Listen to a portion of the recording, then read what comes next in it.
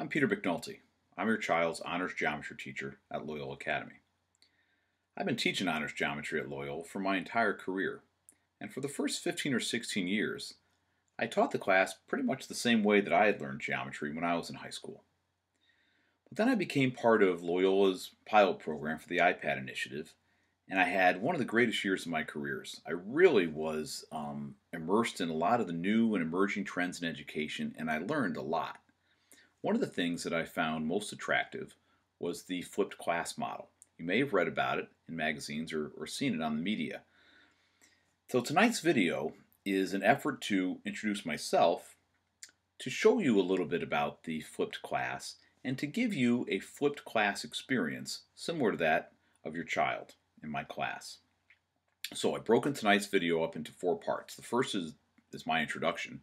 The second will be a video I borrowed from YouTube, which explains how the flipped class model works. The third part is going to be an introduction to some of the apps we use in the flipped class. And finally, I'm going to show you some candid feedback from some of my students in the first year of my flip. As for me, I'm very pleased with how things have worked out.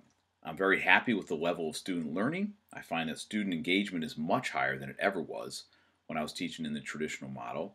I think that students have a greater sense of accountability in the class, and as a result are showing more responsibility and becoming better students as they move through the program. I think that there is less course fatigue at the end of the year, and I'm certain that they are developing communication and collaboration skills that they will use certainly at Loyola, in college, and definitely in their careers. So, thanks for watching this video. I hope you find it useful and enjoyable, and if you have any questions, I look forward to talking with you on Thursday night. Thanks very much. Every day, 7.2 million students walk into classrooms throughout the United States. These classrooms generally look the same. 30 students sit in rows of desks, taking notes in their notebooks, while the teacher stands at a whiteboard teaching a lesson. Regardless of ability level, each student receives the exact same information at the exact same pace. As Ms. Jackson presents this same material, the students respond differently. Tommy gets it, while Allison is bored, and Maria is lost. At the end of the day, these same students head home. While at home, they sit at the kitchen table doing their homework and trying to remember what Ms. Jackson said. Students like Tommy make it most of the way through the homework, while others, like Allison, find it easy and fly through it. At the same time, students like Maria get frustrated and need some extra help. Ms. Jackson recognizes that students have different needs and would love to work individually with each student, but this requires time and resources that her school does not have. One solution to this problem is the flipped classroom. Here's what it looks like. While at home, students sit in their rooms watching videos of the lesson that Ms. Jackson assigned. Tommy is still able to work at his normal pace. Allison is no longer bored because now she can use this new technology to fast forward through the easy material. And Maria is no longer frustrated because she can review the material that she didn't understand by pausing and rewinding. When she really gets stuck, she can get help from her classmates. New technology platforms like Moodle and Edmodo make it easy for her to chat online with her classmates. Just as the homework is different, the classroom is different as well. Instead of standing in front of the room speaking, Ms. Jackson walks around the room. She checks in with Tommy as he works collaboratively with some students. She pushes Allison further with some more challenging work. And she helps Maria with the pieces that she still doesn't quite get. In the traditional model, the teacher stands between the students and the knowledge. But with the flipped classroom model, the students have direct access to the knowledge, and the teacher serves as a coach, mentor, and guide, helping the students access this knowledge. The flipped classroom leverages technology in a way that lets both Ms. Jackson and the students make the most of their time and efforts.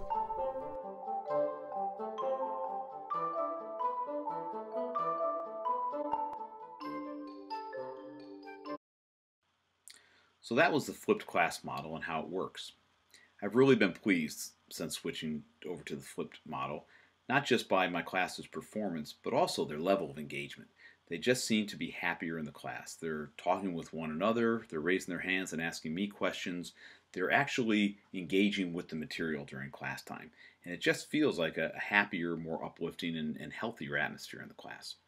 Now, we use a lot of apps every day in class. Perhaps the one we use almost every day is iTunes U. iTunes U is the platform that all the teachers here at Loyola use to push out information. And that can be everything from our course outcomes, our educational outcomes for that day, right on down to the materials that we're going to use or the homework that we're going to be assigning. And iTunes U not only organizes the material, but also facilitates the promulgation of far more material than we could have given out in the past. I mean, as an example, the homework. I'm able to not only provide the answers to the homework as I was able to in the past, but now I can provide worked out solutions. So if a student is struggling with the homework, the solutions are there, and how to do the solution is right in front of them. But if they do have any problems, they can access another app called Edmodo.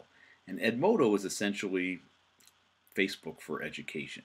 It's a closed group that no one can access without a code given out by me. And it allows students, if they have a question, to post it to their classmates. Another classmate in the class can respond with an answer. Or for extra credit, a classmate can make a video using a third app called EduCreations. EduCreations is simply a whiteboard which allows for a voiceover. So students can very easily make a quick little video explaining how they did a problem and post it to Edmodo, and everyone in the class can then see how to do the problem. Well, if they come in the next day and they still haven't been helped by the solutions or by the responses to Edmodo, they can still just talk to their neighbors in class to get an answer to a homework problem, or of course they can ask me. And we still do use the chalkboards in the class to do teaching and learning in the class. Now, one of the greatest advantages of the iPad in the classroom has been its use for formative assessment. Now, formative assessment is a way of gaining an understanding of what the students know without giving them a formal test or a quiz. And so using an app called Nearpod, I can send out a quick 4 or 5 question quiz that can be free response or it can be multiple choice. And I can see how the students are doing with the material, and if any reteaching is necessary, I can do it then, before we have a formal assessment. And finally, I've used an app called Sketch Explorer. So when I make some of my sketches on the videos, I can then push these out through Sketch Explorer to your students' iPads. They can then manipulate the sketches because some things in geometry are just learned more easily if there's some motion, if the diagram is dynamic. They can get a better sense of the relationship between the sides of a triangle and the angles that are opposite those sides. Some things are just more easily seen when they move.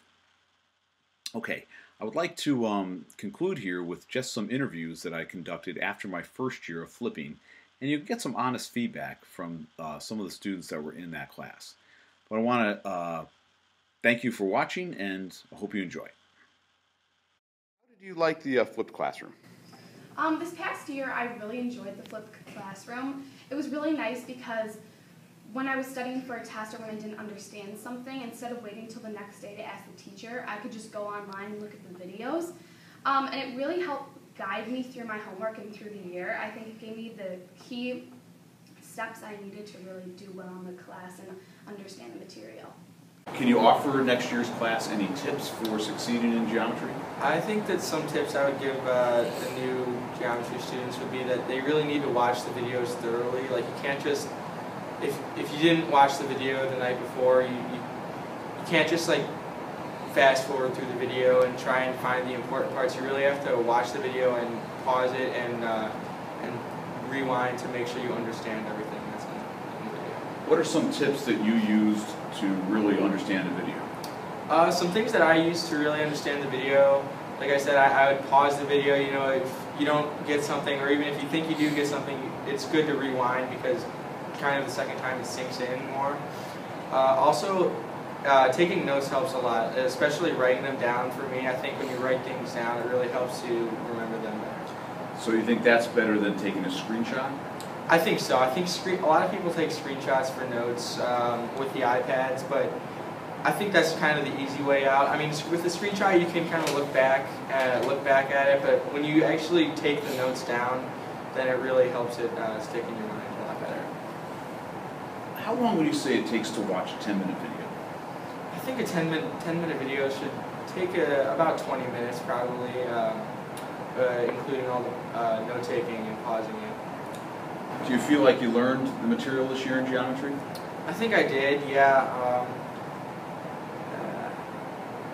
I think that the flipped classroom, at first it kind of hurt me a little bit because I didn't really know how to take advantage of it, but once I used it more often and rewatched the videos and took better notes, then I think the flipped classroom helped me with the material a lot better. Okay, so what do you think are some of the disadvantages of the flipped class? I think it's really easy to get behind on the videos, just kind of skip watching them and try and figure the problems out on your own. And when you don't watch the videos and you kind of fall a couple videos behind, then it's really a problem. Like, you really need to stay on top of the videos. So if you're not on top of them, then it's going to hurt you in tests.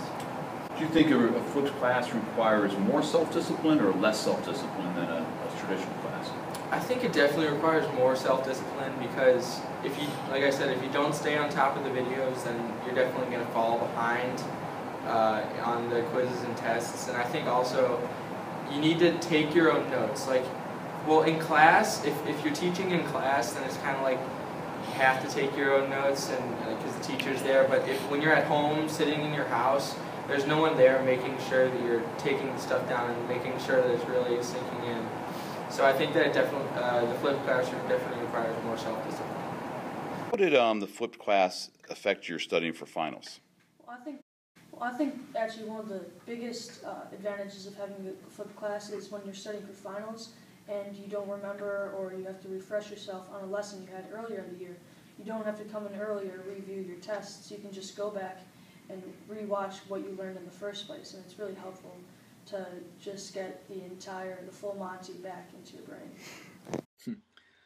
There you have it, out of the mouths of babes. I'm not sure Tom had seen the movie, The Full Monty, but I'm not sure that's exactly what he wanted on his brain. I hope you enjoyed tonight's video. If you have any questions, I'd be really eager to talk about it with you on Thursday night at Back to School Night. So thanks for watching.